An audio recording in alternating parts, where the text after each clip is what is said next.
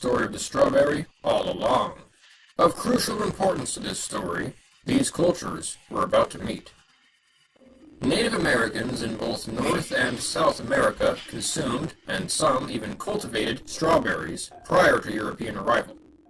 In North America, groups like the Iroquois and Cherokee ate them wild and held them in high regard. The Cherokee believed that strawberries were created to heal a divide between the first man and first woman. Some native groups would mix strawberries with cornmeal to make a kind of strawberry cornbread. In modern Chile, the Mapuche and Huilliche cultivated strawberries. Still, these were not the typical kind of strawberry that we eat today either. However, European exploration of the Americas was bringing us closer. When Europeans discovered the strawberries of the Americas, they were quite impressed, and the fruits remained popular in the colonies that were established there.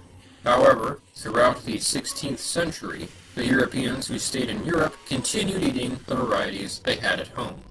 King Henry VIII of England, for example, was a known fan of strawberries, as was much of the nobility at the time. An unknown cook in the service of Thomas Wolsey, the king's right-hand man, is often credited with being the first to pair strawberries with cream. Strawberries are also mentioned several times in the works of Shakespeare. In 1593, the popularity of strawberries in England was described by Thomas Hill. Quote, "They be much eaten at all men's tables in the summertime with wine and sugar, and they will grow in gardens until the bigness of a mulberry. The strawberry requires small labor, but by diligence of the gardener becometh so great that the same yieldeth fair and big berries as the berries of the bramble and hedge." End quote.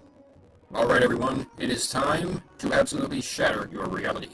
We've been through it plenty of times before on this series.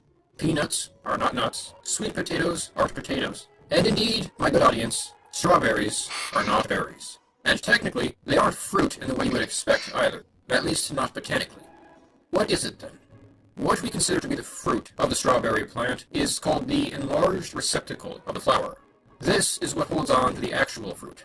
An actual strawberry fruit is what we would call a seed. It's